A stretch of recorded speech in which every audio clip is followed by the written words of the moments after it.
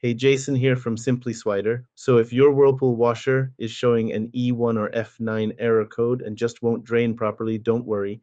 In this video, I'm going to show you exactly how to fix it. Good news is, most of these issues are things you can tackle yourself without spending hundreds on a service call. Just remember to unplug your washer before starting any repairs. Safety first. Before we get started, if you run into any questions, jump into our Facebook group. Links in the description. We've got thousands of people helping each other fix their appliances, and I pop in there daily to help out. All right, so here's the deal with these E1 and F9 codes. They're basically your washer's way of saying, hey, I can't drain properly. The control board detects that draining is taking way too long, usually more than 8 minutes, and throws up this code to let you know something's wrong.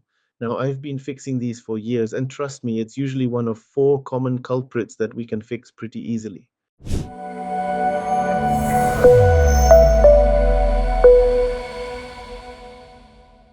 So let's start with the simplest thing that might be causing your drainage headaches, and you're gonna laugh at this one. It might just be your detergent. I know, sounds crazy, right? But here's the thing about Whirlpool washers. They're really picky about what kind of soap you use. These machines need high efficiency detergent. That's the HE stuff you see at the store.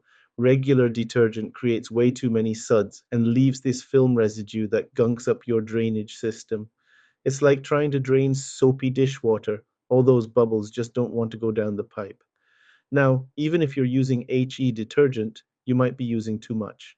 I had this customer last month who was convinced her drain pump was shot, but turns out she was using twice the recommended amount of detergent. All that excess soap was creating a residue buildup that was slowing down her drainage. So before you start tearing into your washer, check your detergent. Make sure it says she on the bottle. And here's the key, use only 1 to 2 tablespoons for a full load. I know the cap might have higher markings, but less is more with these machines. Check your user manual for your specific model's requirements. Sometimes the simplest fixes save you the most money. Moving on to something that's probably causing about 60% of these E1/F9 codes, your drain hose. You can see right here on the screen how this hose connects from your washer to your drain pipe. And man, this little guy causes more problems than you'd think. Here's what happens. Either the hose gets kinked when you push your washer back against the wall, or it gets clogged up with lint and debris over time. Sometimes it's installed wrong, and your washer's trying to drain and siphon water back at the same time. Talk about working against itself. Pull your washer out from the wall and take a look back there. The drain hose should have a nice gentle curve without any sharp bends or kinks. Whirlpool says that drain height needs to be between 36 and 96 inches. Any higher or lower and you're going to have issues. If the hose looks kinked, just reposition your washer so it's got more breathing room, but if it's clogged, you're going to need to disconnect it and flush it out. This takes about 10-15 minutes. You'll need pliers to loosen the clamp, and I like using warm water mixed with white vinegar. About a 50-50 mix works great for breaking up all that gunk. Just make sure you've got a bucket ready because there's usually some nasty water that comes out. If the hose is cracked or damaged, don't mess around trying to patch it. These replacement hoses only cost about 10 to 80 bucks. All right, so if your drain hose checked out fine, let's look at the drain pump filter. This thing's job is to catch all the stuff that shouldn't go down your drain, coins, hair ties, lint, you name it. But when it gets too clogged up, water can't flow through properly. You'll find this filter at the bottom front of your washer. Look for a small rectangular or round access panel, usually on the lower left or right corner. It might have a twist-off cap or a panel that pops open. Now, fair warning, when you open this thing up, some water is going to come out, so grab some towels and maybe a shallow pan. I remember this guy from our Facebook group. His Whirlpool duet kept throwing the F9 code. He'd checked everything else, used the right detergent, drain hose looked fine. When he finally got to this filter, it was completely packed with hair, lint, and about $3 in loose change. Don't ask me how I know, but people lose a lot of money in their washing machines. To clean it, just unscrew the filter and rinse it out with warm soapy water. Get all that gunk out of there and make sure it's completely dry before you put it back.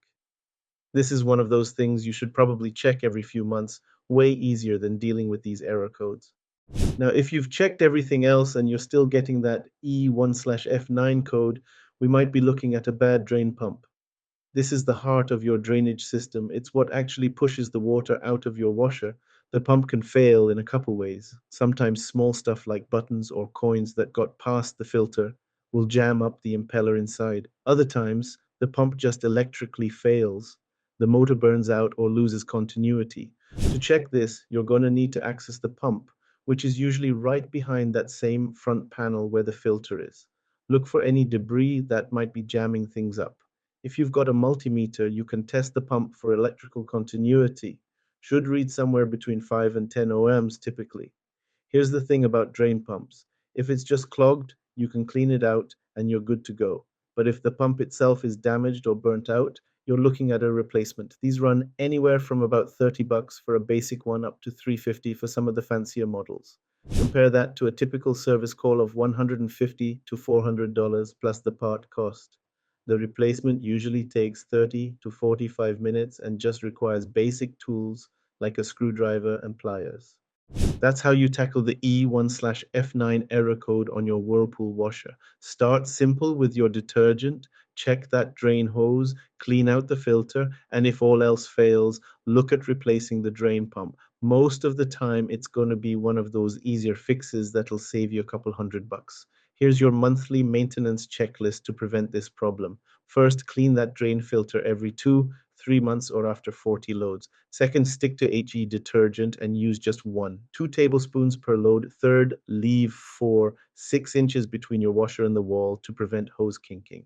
Do these 3 things and you'll rarely see these error codes again. If you guys know someone who's having appliance troubles, please send them the link to this video or a link to my channel where I have tons of other videos showing how to fix pretty common issues with washers, sometimes for free or as little cost as possible. It sure beats having a repairman come out and spending several hundred for them to fix it when it could be something so simple. If this helped you get your Whirlpool washer draining again, hit that like button and drop a comment below. Let me know which fix worked for you. Really helps other people with the same problem. And if you haven't already, please subscribe to the channel. We'll get this out to more folks who need to save some time and money. Thanks for watching, and I hope you guys have a great day.